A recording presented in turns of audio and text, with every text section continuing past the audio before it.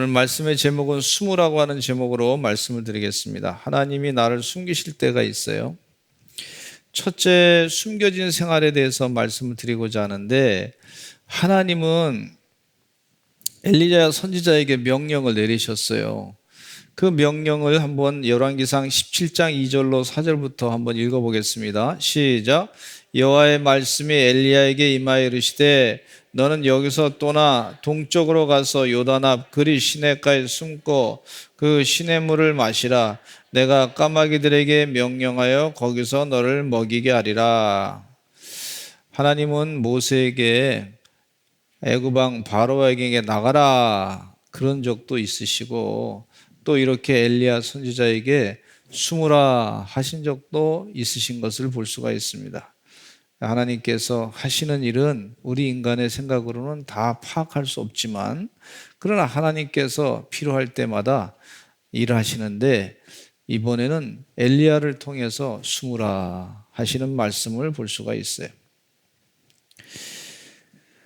내 말이 없으면 수년 동안 비도 이슬도 있지 아니라 하리라, 그렇게 하나님께서 엘리야 선지자에게 말씀하시고 선포하신 것을 볼 수가 있어요. 엘리야 선지자는요, 능력의 선지자였어요. 갈멜산에서 바알 선지자 450인과 아세라 선지자 850명의 그 선지자들과 우상을 섬기는 그런 사람들과 싸워서 이겼던 분이시단 말이죠.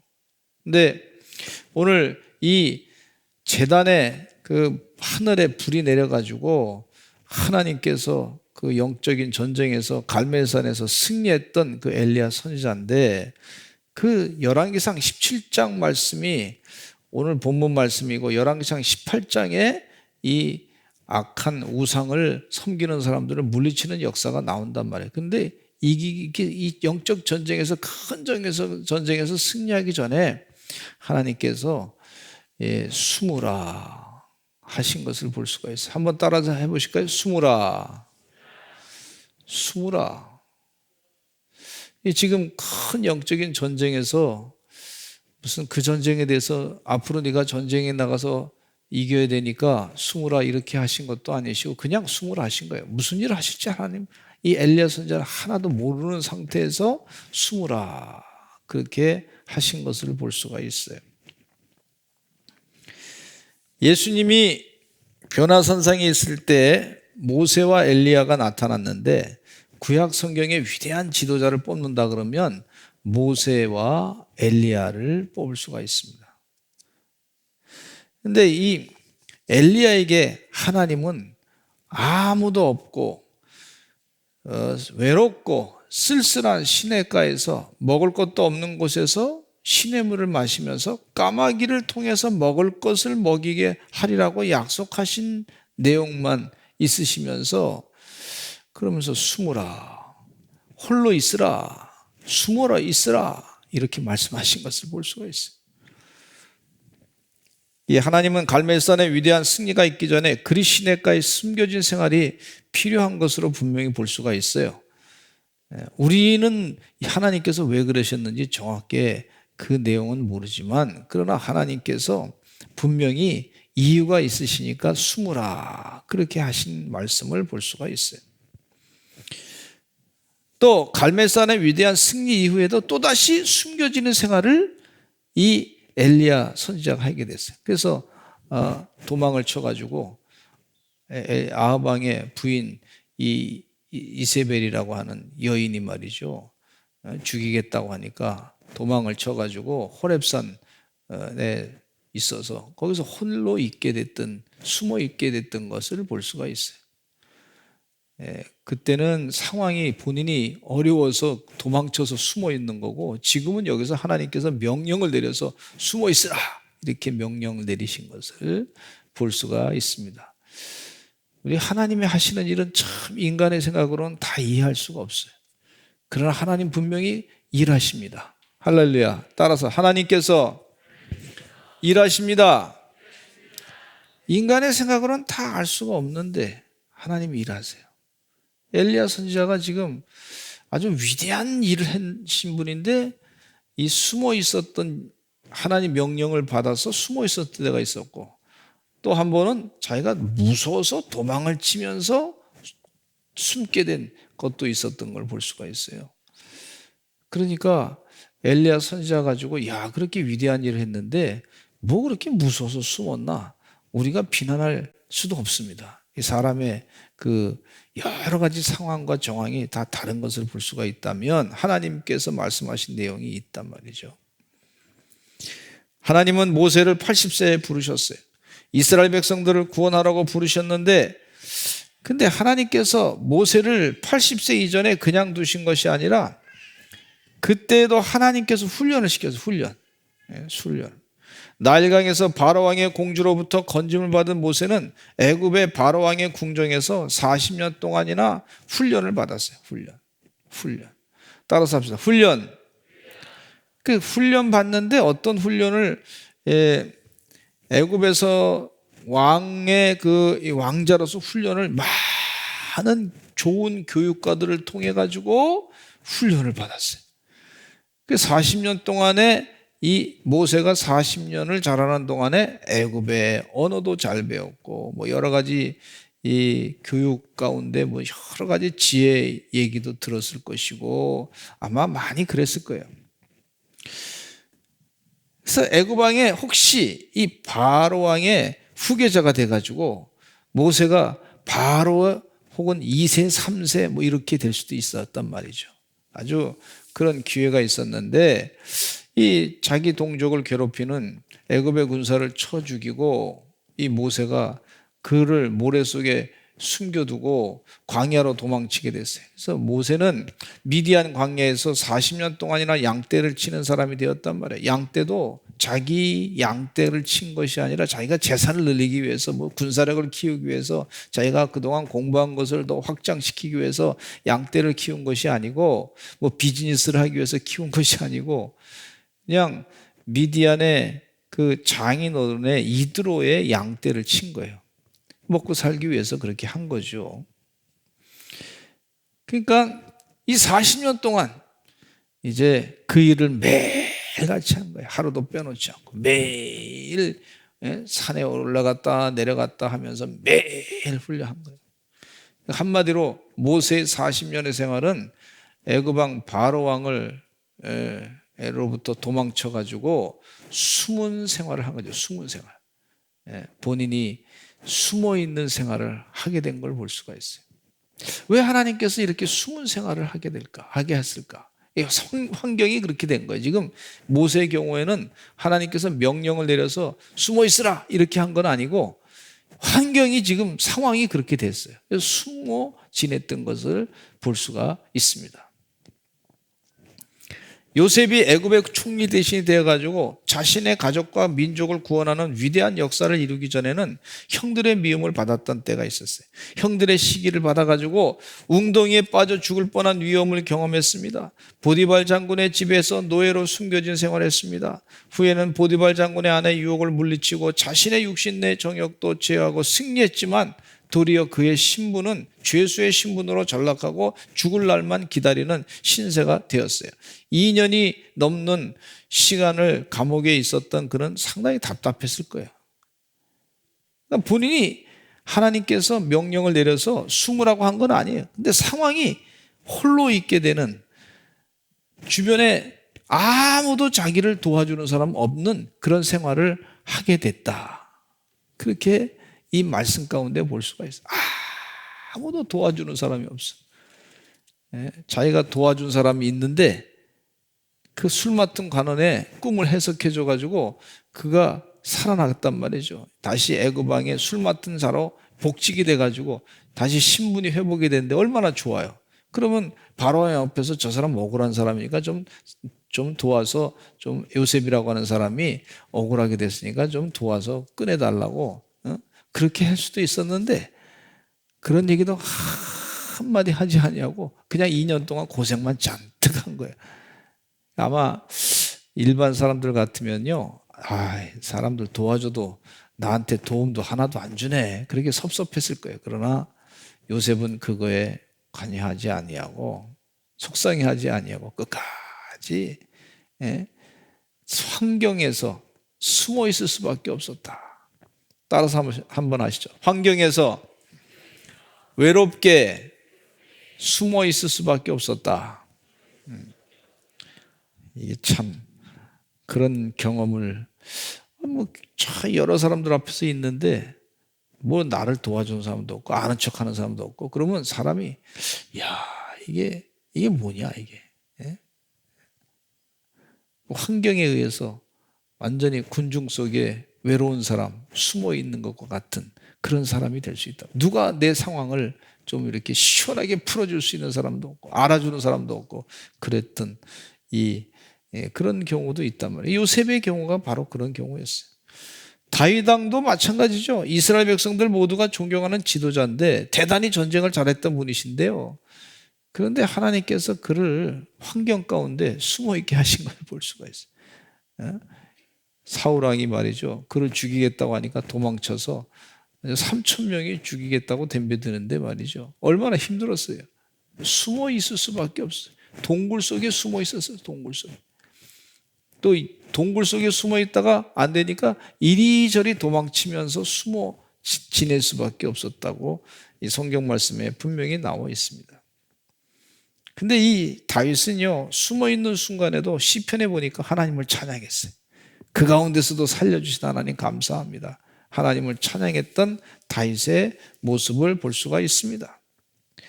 예수님도 때때로 한적한 곳에서 하나님과 교제하는 기도의 시간을 가졌어요.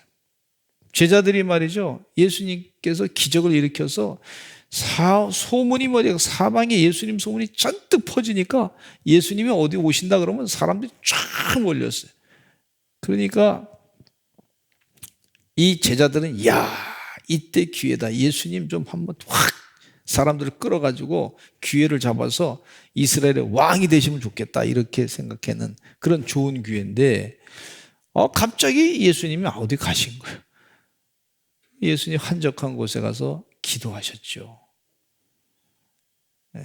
한적한 곳에 가서 기도했어요. 근데 제자들의 입장에서 보면 예수님이 갑자기 어디 가셨으니까 숨어 계신 거란 말이에요.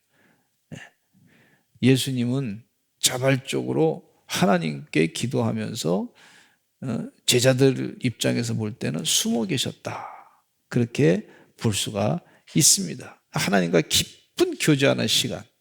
겟세마네 동산에 예수님이 기회가 되시면 거기 가서 기도하셨어요. 제자들이 그렇게 기도하는 걸 한적한 곳에 가서 기도하는 걸 아니까 예수님이 겟세마네 동산 어디쯤 계실 거다. 다 알고 제자들이 있었던 걸 볼 수가 있어요. 마가복음 1장 35절에 읽겠습니다. 시작. 새벽 아직도 밝기 전에 예수께서 일어나 나가 한적한 곳으로 가사 거기서 기도하시더니 그랬어요. 또 예수님은 사도들이 예수님께 모여 자신들이 행한 것과 가르친 것을 낱낱이 고할 때 마가복음 6장 30절 한번 또 읽어보겠습니다. 시작. 이르시되 너희는 따로 한적한 곳에 가서 잠깐 쉬어라. 하도 사람들이 많으니까 말이죠. 도와달라는 사람 많고 기도 부탁하는 사람 많으니까 사람이 많아가지고 음식 먹을 틈도 없었기 때문에 한적한 곳에 가서 너희들은 좀 잠깐 쉬어라. 하나님께서 예수님이 하나님과 동등된 본질 쪽으로 같으신 분이니까 하나님이 제자들에게 잠깐 쉬어라 이렇게 말씀하신 거예요. 잠깐 쉬어라. 그게 숨어 있으라 하는 내용과 좀 그 내용 차이는 좀 있지만 그래도 좀 쉬어라. 사람들로부터 좀 떨어져 있어라. 이렇게 말씀하신 것을 볼 수가 있어요. 그 왜 숨으라고 하셨을까? 두 번째 내용 가운데 엘리야의 경우에는요, 하나님께서 아방으로부터 보호하려고 하셨을지도 몰라요. 근데 모세의 경우에는 미디안 광야에서 숨겨진 생활을 하게 된 것은 애굽 왕으로부터 하나님께서 죽음을 피하게 하신 것인지도 몰라요. 요셉과 다윗의 경우는 고난을 통해서 사람들로부터 쫓김을 받아 숨겨진 존재가 되었던 것이죠. 하나님께서 직접적으로 숨으라고 말씀하실 때도 있지만 때로는 환경이 숨을 수밖에 없는 상황이 있을 수도 있다는 것이에요. 그런데 이 모든 것이 하나님의 계획 가운데 더욱 큰 지도자를 만들기 위한 하나님의 준비하신 훈련이라고 볼 수가 있어요. 숨으라고 한 것이 하나님께서 우리를 훈련시키는 것이구나. 하나님 원하시는 것이 무엇인가를 깊이 묵상하는 그런 은혜 시간이구나. 훈련시켜 주시는 시간이구나. 할렐루야. 우리 성도님들 기도원에 가겠다고 저를 기도원을 소개해달라고 하시는 분이 계세요. 그래서 교회에 와서 기도하시면 되는데 기도원 가시겠다고. 한적한 곳에 가서 사람들 안 보는 데 가서 좀 이렇게 이제 아주 하나님과 집중해서 좀 기도하겠다고. 금식하면서도 하겠다고. 가끔 필요합니다. 한적한 곳에 가서 기도하는 거, 집중해서 기도하는 거 필요하겠어요. 어떤 사람에게는요, 한적하고 외로운 곳은 세상 사람들로부터 볼 때 인기가 없는 것이에요. 인정을 받지 못하는 것이라고 볼 수가 있어요. 어떤 이에게는 육신의 질병으로 숨어 있게 될 수도 있고, 어떤 이에게는 사업적인 실패로 숨어 있을 수 있게 되는 것을 볼 수가 있고, 어떤 사람에게는 빚을 잔뜩 져가지고 금전적인 어려움이라든지 관계가 어려워져서 사람들로부터 외면당하는 것이라든지, 그럴 때라도 우리를 하나님께서 숨겨주시는 하나님의 계획이 그 가운데 있을 수도 있는 거예요. 상황이 내가 원치 않는 상황인데 내가 숨을 수밖에 없는 그런 상황이 있을 때가 있다는 얘기예요. 세상을 살아가는데 남모르게 고독하게 돼서 숨겨지는 생활이 있을 수 있어요. 신앙생활 하는 중에서도 숨겨지는 경우가 있어요. 그런 때에 하나님과 깊은 교제의 시간을 가지시기를 간절히 축원합니다. 다른 사람들 앞에 드러내서 자랑하는 것보다는 골방에서 하나님과 깊은 교제 시간이 필요할 때가 있다는 거예요. 할렐루야. 분명히 필요할 때가, 그럴 때가 있어요. 제가 개인적으로 서울에서 큰 교회 다니다가 전도서 시절을 보내다가 주일날 굉장히 바쁘고 또 일주일 내내 바쁘고 사람들 많이 만나고 성도들 많이 만나고 같이 만나서 기도하고 찬송하고 전도하고 또 어떤 교회 학교에서 전도사로 열심히 설교하고 많은 일을 했어요. 그런데 개척교회 가보니까 강원도 인제 개척을 시골에 가서 하는데 걸어서 1시간 가야지 사람을 만나. 그리고 어떤 때는요, 지역이 하도 넓은 한 8km, 반경 8km 되니까 그 지역이 선교 지역이었는데, 이제 교구 지역이었는데, 그 지역에 말이죠. 지금은 차가 있어서 8km라 그러면 금방 왔다 갔다 하지만, 옛날에는 차가 없고 말이죠. 자전거 타고 다니 자전거도 하도 높은 길 이게 별로 도움이 안 되더라고. 그냥 걷는 거가 제일 좋더라고. 그래서 누가 구두를 하나 사줬는데 구두가 2달에 다 그냥 2달 신고 다니까 다 헤어져가지고 못 쓰겠더라고요. 운동화 신고 다녔어야 되는데. 그래서 그런 지역에서 있으면서 하나님과 교제하는 시간을 참 많이 가졌던 기억이 있습니다. 그래서 설교 준비하면서 천사도 와서 내 설교를 들을 것이다. 이런 마음을 가지고 설교를 준비했어요. 사람이 별로 없으니까 말이죠. 설교도 가볍게 준비하다가 이건 아니다. 하나님 원치 않는 거다. 천사도 와서 들을 것이다. 하는 그런 확신을 가지고 열심히 설교를 준비하고 그랬어요. 그러다 보니까 하나님과 교제하는 시간을 많이 가질 수 있게 됐어요. 성경을 더 보게 되고. 할렐루야. 왜 숨으라고 하셨나?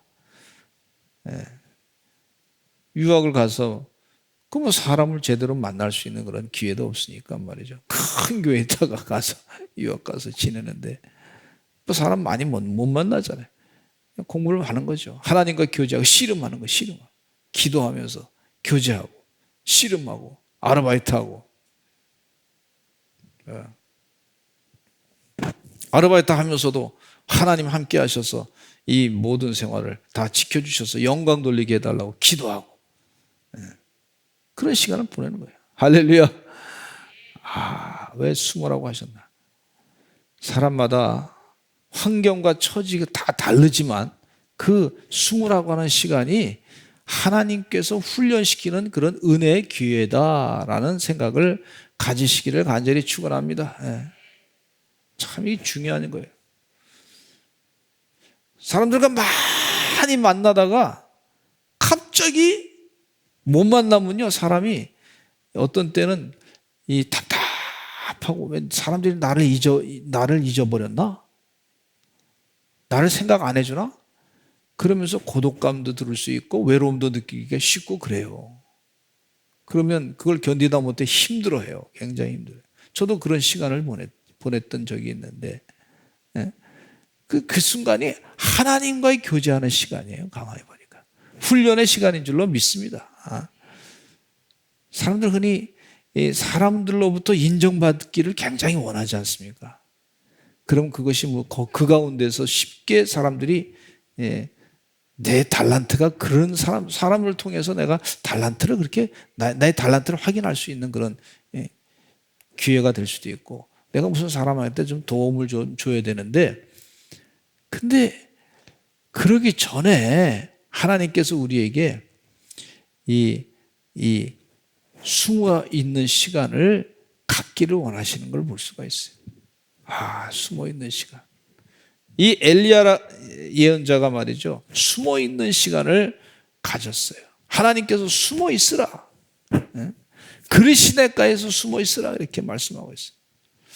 세 번째, 이 숨어 있는 시간은요. 하나님만 의지하는 그런 시간이에요. 하나님만 의지하는 것이 우리 신앙의 중요한 일이라고 하는 것을 깨우치는 그런 시간인 걸 볼 수가 있어요.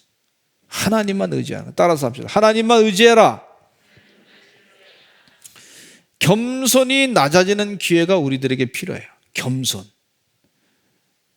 사람들로부터 인정받고 스펙을 갖고 또 그것에 대해서 생각하고 하는 것보다는 하나님만 의지하는 그런 훈련의 기회다 하는 것이요. 하나님만 의지하라. 하나님. 사람들로부터 이렇게 얘기 듣고 막 상처받고 막 그런 경우 많이 있잖아요. 근데 그런 거 다 내려놓고 사도 바울이 가말리엘 문에서 내가 그동안 공부했던 거 다 배설물로 여기고 오직 하나님만 의지한다. 자랑할 건 예수 그리스도밖에 없다. 겸손이 낮아지는 경험을 하는 겸손이 낮아지는 경험. 자신을 반성하면서 돌아보는 시간이죠. 겸손이 우리에게는 큰 축복입니다. 따라서 합시다. 겸손의 훈련이 큰 축복의 시간입니다. 엘리야는요, 그리 시내가에서 바싹 말라가는 시냇물을 마시면서 기약도 없이 언제까지 있으라 이런 얘기 안 해. 기약도 없어. 그냥 숨어 있으라. 하나님이 명령하시니까 그냥 가서 숨어 있는데 언제까지다. 뭐 이런 시간이 없어. 그냥 계속 있는 거야. 숨어 있는 거야. 근데 까마귀가 물어다 주는 떡과 고기를 얻어먹고 있었어요. 까마귀가 물어다 주는 떡과 고기. 자기가 농사 져서 뭐 이렇게 좀 농사를 잘 져가지고 먹고 싶은 걸 좀 농사를 져서 하는 것도 아니고 그냥 까마귀가 물어다 주는 거를 먹으면서 그러면서 이 자신의 무능함과 가련하고 부족하고 약한 사람이라고 하는 것을 알고 하나님이 나를 붙들어 주지 않으면 꼼짝할 수 없는 사람임을 알게 됐다는 거예요, 이게. 할렐루야. 혹시 우리 성도님들 가운데 좀 외로움을 잘 타는 사람이 있을 수도 있어요. 혹시 홀로라는 느낌. 다른 사람들은 좀 잘 사는 것 같은데 나는 좀 다른 사람한테 인정 못 받는 것 같은 생각이 들었을 때 그때 하나님이 아니면 나는 살아갈 수 없구나. 하나님이 복 주시지 않으면 안 되는구나. 하나님의 은혜 아니면 나는 안 되는구나. 이 영적인 깨달음을 갖는 그런 기회로 주신 것으로 여기시기를 간절히 축원합니다. 그럴 때일수록 더. 그래서 겸손이 축복이 되게 하시는 그런 삶이 되어야 되겠어요. 여러분, 엘리야 예언자가 한때 막 그냥 큰 소리 막 치면서 말이죠. 하나님 말씀이 이겁니다. 그 사람들한테 막 하니까 사람들이 그렇습니다. 막 저 사람은 하나님의 말씀을 잘 전한 사람입니다. 막 그러면서 사람들이 인정해주고 막 그러니까 그러다가 하나님께서 숨어 있어. 이렇게 말씀하신 거란 말이에요. 숨어 있어. 그것도 그리 시내 가가지고 시냇물 있는 곳에 가서 숨어 있어. 그렇게 말씀하시고 숨어 있을 뿐만 아니라 그냥 거기서 아무것도 하지 말고 농사 짓지도 말고 거기서 까마귀가 물어다 주는 거 가서 먹고 있어라. 이렇게 말씀하신 것을 볼 수가 있어요. 하나님께서 이 엘리야에게 큰 일을 맡기시기 전에 이 바알 선지자와 아세라 선지자 850명과 영적 전쟁을 치르기 전에 하나님께서 숨어 있으라 명령하신 것을 볼 수가 있어요. 숨어 있으라. 그러면서 사도 바울의 경우에는 약할 때 강함 되시는 하나님의 아버지의 은혜가 무엇인지 더욱 깨닫게 하는 그런 은혜의 기회와 같은 내용을 볼 수가 있어요. 신명기 8장 16절 읽겠습니다. 시작. 내 조상들도 알지 못하던 만나를 광야에서 내게 먹이셨나니 이는 다 너를 낮추시며 너를 시험하사 마침내 내게 복을 주려 하시면느니라. 할렐루야. 이게 참 중요한 메시지를 신명기 말씀을 통해서 하나님이 하시는 거예요. 내 조상들도 알지 못하던 만나를 광야에서 내게 먹였다. 왜 그러냐면 너를 낮추시고, 따라서 합시다. 나를 낮추시고 나를 시험하사 내게 복을 주려 하심이라.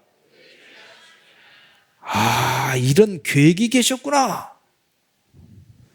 나를 낮추시고 나를 시험하셔가지고 마침내 나에게 복을 주시기 위한 하나님의 계획이 그 가운데 있었구나. 이 엘리야 선지자를 통해서 하나님께서 그 메시지를 지금 주시고 계신 걸 볼 수가 있어요. 여러분, 때로 외로움 당할 때 내가 너무 좀 교만했나 보다. 나를 낮추시려고 그러나 보다. 낮추시려고. 여러분, 겸손해지는 게 복이에요, 복. 하나님이 낮추실 때 겸손해지는 게 복인 줄로 믿습니다. 그 다음에 뭘 주시려고 하냐면 복을 주시려고 하나, 복을 주시나. 하나님의 큰 복을 주시려는 거예요. 우리 사람들은 흔히 내가 사람 만나가지고 이 사람 만나고 저 사람 만나고 내가 잘나가지고 말이죠. 그래서 내가 복을 얻으려고 막 이렇게 잘되게 하려고 말을 애를 쓰는데 하나님은 그 정도 수준이 아니고 하나님의 큰 복을 주시기 위한 하나님의 계획이 계시다는 거예요. 할렐루야.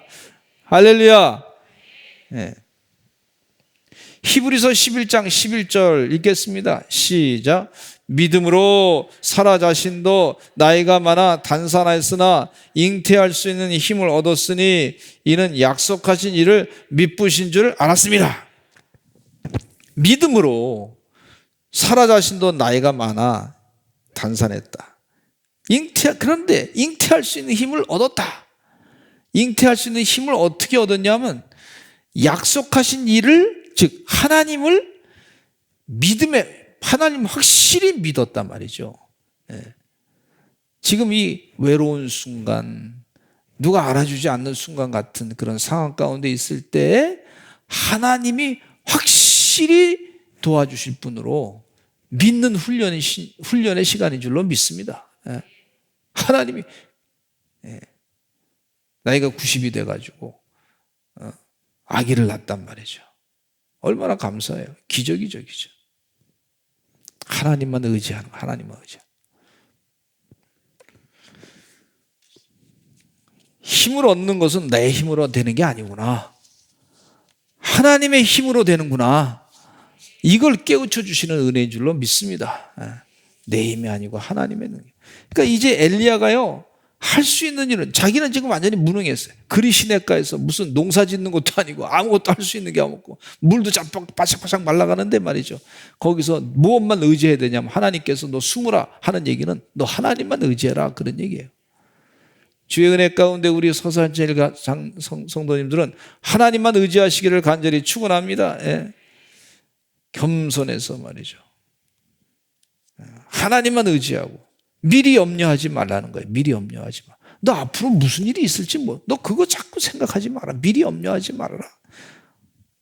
억울함을 당하고 세상의 권력자들에게 힘 있는 사람들에게 고통을 당할 때 그들에게 무엇을 염려할 것인가를, 어떻게 미리 말할 것인가를 걱정하지 말라는 거예요. 성령님께서 다 가르쳐 주신다고 말씀해 주고 있어요. 하나님만 의지하는 그 시간, 숨어 있는 시간에 미래에 대해서 어떻게 걱정할까 그러지 말라는 거예요. 할렐루야. 성령님이 가르쳐 주신다는 거예요. 얼마나 감사해요. 미리 염려할 필요가 없어요. 이스라엘 백성들은 광야를 지날 때에도 안식일에만 이틀분 양식을 거둬드리겠어요. 그 외에는 하루분씩 거둬드리겠어요. 엘리야는 까마귀를 통해서 식물을 먹여주었으며 그것도 한 번씩 며칠분씩 아니라 한 때씩 갖다 줬어요. 한 때씩. 아브라함은 가라 하면 가고 또 서라 하면 섰던 걸 볼 수가 있어요. 하나님의 하신 일에 대해서 미리 염려하지 말라는 그런 메시지를 우리에게 주고 있어요. 하나님만 의지하라. 따라서 합시다. 하나님만 의지하자. 하나님께서요, 이스라엘 백성들이 홍해를 건너게 하기 위해서 미리 홍해를 딱 갈라놓은 게 아니에요. 그 순간에 하나님이 하시는 거예요. 네. 할렐루야. 그러니까 미리 염려하지 말라. 거기 물가로 건너가야 돼. 배를 만들어서 건너가야 되나? 어떡하나? 예? 모세가 말이죠, 미리 염려하지 않았어요. 하나님이 가라 그런 대로 구름 기둥으로 또 불 기둥으로 인도할 때 그냥 간 거예요. 예. 할렐루야. 그냥 가니까 된 거예요. 그 다음 필요하니까 홍해가 갈라진 줄로 믿습니다. 예. 그래서 하나님께 맡기고 한 걸음 한 걸음씩 따라가는 거예요. 그런데 여기 찬송가 오늘 주와 같이 길 가는 것 즐거우느냐 아닌가, 한 걸음 한 걸음 주에서 함께 날마다 날마다 우리 걸어가리, 그렇게 찬송을 부르듯이, 근데 이 그리시네가에서 숨으라 그런 다음에 그 다음에 하나님께서 엘리야에게 뭐라고 말씀하시냐면 사렙다 과부 집에로 가라 그랬어요. 엘리야가 지금 말로 하면 목회자 아닌가, 목회자인데 아주 가장 어려운 집에 가가지고 지금 목회하는 거예요. 그것도 사렙다 과부 한 사람. 근데 그 아들이 하나 있었는데 그날 음식 해먹고 죽으려고 작정했던 그런 사람한테 가라는 거예요, 목회자가. 그러면 여러분, 하는 목회자들이 가기가 쉬울까요? 어려울까요? 이야, 진짜 어려울 거예요, 아마. 저보고 거기 오늘 먹고 죽으려고 작정한 그런 곳이 있는데 엄마와 아들이 있는데 그것도 먹을 것이 없어가지고 오늘 먹고 죽으려고 작정한 음식을 만들어가 한 그곳에 가서 목회를 하는 거예요. 목회를 지금요. 근데 그것도 거기서 뭐라고 얘기했냐면 그 먹을 걸 나한테 달라 그러는 거예요, 세상에. 이게 말이 됩니까? 먹을 걸 갖다 줘야 될 판인데 그게 아니고 그걸 나한테 달라. 이 얘기는 무슨 얘기냐면 지금 하나님이 도와줘야 된다는 확실한 믿음을 가지라는 거예요. 야, 엘리야에게 이렇게 훈련을 시키시고, 그리고 사렙다 과부도 마찬가지예요. 야, 이분도 그걸 엘리야 선지자에게 줘요. 그러니까 그분의 믿음도 대단한 거예요. 가만히 보니까 어차피 죽을 건데 하나님이 도와주지 않으면 안 되겠다. 그래서 하나님의 뜻대로 내가 하겠다, 그렇게 결단한 것을 볼 수가 있어요. 할렐루야. 그러니까 그 믿음으로 말미암아, 믿음의 사렙다 과부의 믿음의 행동으로 말미암아 엘리야는 하나님의 명령을 따라서 또 믿음을 가지고 그곳에 간 것으로 말미암아 이 먹을 것이 마르지 아니하고 기름이 떨어지지 않고 계속해서 하나님이 계속 이 영적 전쟁에서 승리하고 비가 올 때까지 계속 하나님께서 계속 부어주신 것을 볼 수가 있어요. 하나님께서 우리에게 때로는 숨으라, 때로는 환경적으로 숨으라 그럴 때가 있단 말이에요.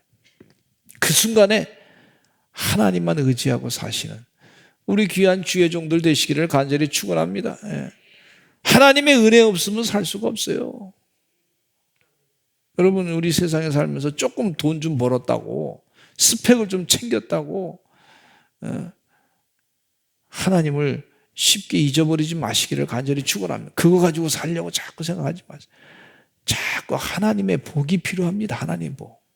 따라서 합시다. 하나님의 복 주시옵소서. 간절하게 기도해요. 저는 우리 성도님들 꼭 그러시기를 간절히 축원합니다. 재물이 아무리 많이 있고 스펙이 아무리 많이 있어도 자꾸 하나님 복 달라고 기도하셔야 될 줄로 믿습니다. 야곱이 20년 만에 고향집으로 돌아오는데 형이 에서가 400명의 군사를 이끌고 자기를 죽이겠다고 약복강 건너편에서 기다리고 있었단 말이에요. 이 기가 막힌 얘기죠. 그러니까 자기 자녀 가족들하고 전부 신하들하고 전부 이 양떼를 목축을 전부 건너보내고 난 다음에 이 야곱이 얼마나 잔꾀가 많은 사람입니까? 형을 속였던 사람 아닙니까? 형 속이고 아버지도 속였던 사람, 잔머리가 굉장히 많았던 사람. 그런데 하나님께서 그 잔머리를 전부 벗겨놓는 거예요. 내가 내 잔깨 가지고 하려고 그랬는데 안 되는구나 이게. 그거 야곱에게 가르쳐 주는 거예요. 근데 야곱이 말이죠, 그때 기도한 내용이 뭐냐면 하나님 나에게 복을 주시옵소서. 기도가 간단해. 하나님 나에게 복 주시옵소서. 하나님 나에게 복 주시옵소서. 따라서 복 주시옵소서. 복 주시옵소서. 그리고 하나님을 막 천사를 붙잡고 끝까지 붙잡고 있는 동안에 이 천사가 말이죠, 이 야곱의 환도불을 탁 부러뜨려 가지고 아주 그냥 힘들게 만들었단 말이죠.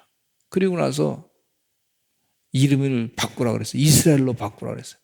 하나님과 겨루어 싸워 이겼다 그랬어요. 여러분, 세상에 재물 아무것도 아니에요.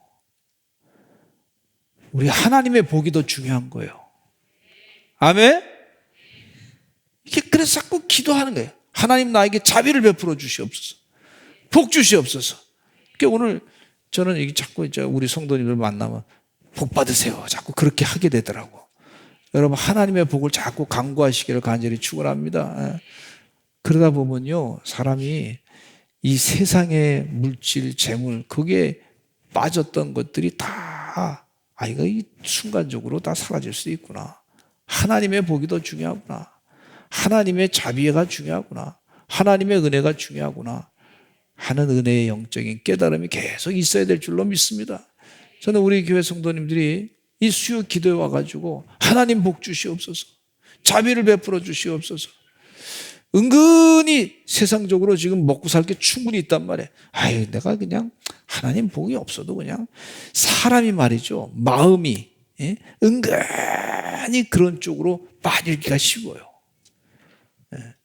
하나님께서 우리에게 자비를 베풀어 달라고, 복을 달라고 기도하자면 안 됩니다. 그걸 우리 하나님께서 오늘 저녁에 말씀해 주시는 거예요. 그거 잊어버리면 큰일 납니다. 근데 야곱이 말이죠, 다리가 딱 부러졌어. 어떤 분은 성경을 그렇게 해석하시더라고. 좀 이해가 되는 부분이 있어. 형 에서가 저 건너편에서 이 야곱을 기다렸다가 죽이려고 그랬는데 그냥 재산 다 자기 거라고, 자기 에서 거라고 그렇게 얘기한 다음에 쩔뚝쩔뚝 걸어오니까, 어떤 분은 그렇게 얘기해요. 쩔뚝쩔뚝 걸어오니까 저 다리가 완전히 병신이 돼가지고 지금 건너오는 거 아닙니까? 그러니까 형이 그 동생 야곱을 좀 불쌍히 여기는 마음이 생기지 않았나, 이렇게 보는 사람도 있더라고요. 그 상당히 좀 공감이 가는 내용이야. 죽이려고 기다렸던데 동생이 왔는데 보니까 다리를 쩔뚝쩔뚝거리고 오는데 참 되게 불쌍해 보인다. 그게 어떤 면에서는 복인지도 몰라요. 가만히 보니까 그것도 다윗이 말이죠. 요나단의 아들이 있었잖아요. 무비보셋이라고 아들이. 다리가 다 그냥 병신이 돼가지고 쩔뚝쩔뚝 하는데 사울 한가를 막 그냥 죽이고 그랬는데 그는 살려뒀고 같이 식탁에서 바치했다는, 얼마나 불쌍한 마음이 들었을까. 물론 요나단과 약속도 했고 있지만 그러나 마음 가운데 그 완전히 병신이 됐잖아요. 뭐 자기가 그 사람이 힘이 있어 안단 말이죠. 그래서 마음 가운데 더 동정심을 가지고 도와주지 않았나, 이런 생각을 또 갖게 됩니다. 그러니까 이 야곱에게 다리를 하나님이 딱 분질러 놓은 게, 하나님만 너 붙잡고 살아야 돼. 다리가 부러진 병신인데 이제 하나님이 도와주지 않으면 너는 안 돼. 그걸 확실하게 하나님께서 야곱에게 가르쳐 주신 거예요. 야곱은 그걸 배웠단 말이죠. 저는 우리 교회 성도님들이 앞으로 잘 살 거예요. 물질적으로도 잘 살 거예요. 그러나 더 잘 사는 거는요, 하나님의 은혜와 복이 더 필요하고 기도가 필요한 줄로 믿습니다. 때로 좀 숨어있는 시간이 더 필요한 줄로 믿습니다. 주의 은혜 가운데 왜 낮추시고 겸손하게 하신 다음에 하나님이요, 그 다음에 큰 복을 주시려고, 큰 역사를 이루려고 하시는 계획이 있는 줄로 믿습니다. 기도하겠습니다. 주여 도와주시어서 하나님 은혜 가운데 숨으라 했을 때 숨을 줄 아는 하나님의 귀한 종들, 하나님만 더 의지하는 거룩한 주의 종들 되게 하여 주시옵소서. 예수 그리스도의 이름으로 기도드렸습니다. 아멘.